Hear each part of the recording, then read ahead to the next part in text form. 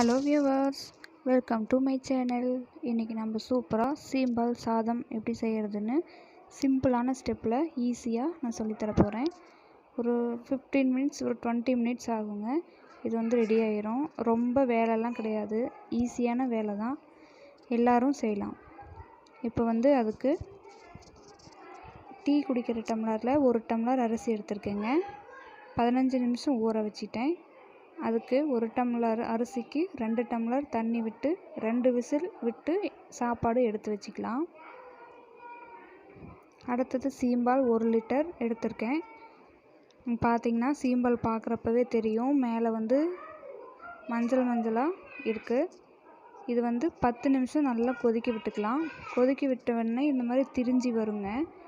சீம்பால் பொங்கு வராது, திரிஞ்சி தான் வரும். அப்போ தான் சாப்பாடு நல்லாயிருக்கும். நார்மலான பாலில் சாப்பாடு செய்யலாம் அப்படின்னா செய்ய முடியாது. சீம்பால் சாதத்தில் தான் இந்த மாதிரி சாப்பாடு செய்ய முடியும். 10 நிமிஷத்துக்கு அப்புறம் இந்த மாதிரி நல்லாவே திரிஞ்சு வந்துடுங்க.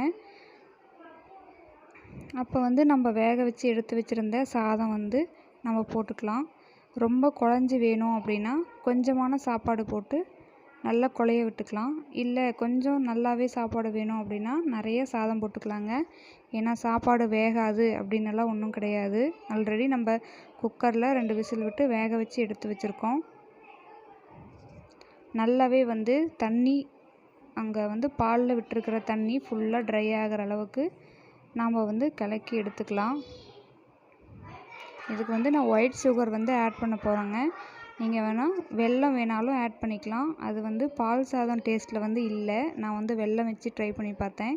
சர்க்கரை பொங்கல் சாப்பிட்ற மாதிரி இருக்குங்க.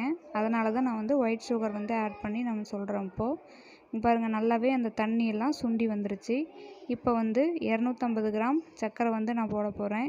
உங்களுக்கு இன்னும் ஸ்வீட்டாக வேணும் அப்படின்னா 300 கிராம் கூட போட்டுக்கலாம். இன்னும் கம்மியாக வேணும் அப்படின்னாலும் 200 கிராம் போட்டுக்கலாங்க. நம்மளோட டேஸ்ட்டுக்கு தகுந்தாப்புல நம்ம போட்டுக்கலாம். கெட்டி சாதத்தில் சர்க்கரை விட்டு நம்ம மிக்ஸ் பண்ணுறப்ப அந்த சர்க்கரை நல்லா மெல்ட் ஆகி தண்ணி விடுங்க. தண்ணி விட்டு அந்த தண்ணியும் நல்லா சுண்டுற அளவுக்கு நல்லா மிக்ஸ் பண்ணி விட்டுக்கிட்டே இருக்கலாம்.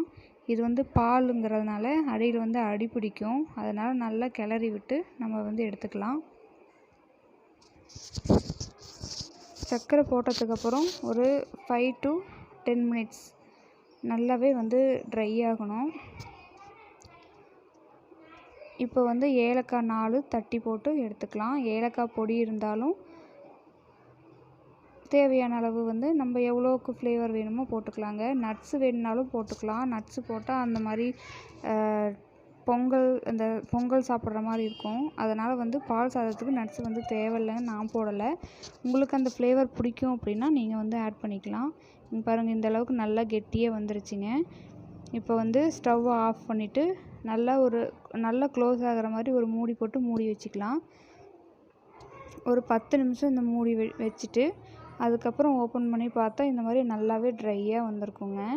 சூப்பராக இருக்கும். நீங்கள் டேஸ்ட் பண்ணி பார்த்துட்டு எனக்கு கமெண்ட் பண்ணுங்கள். Thank you so much.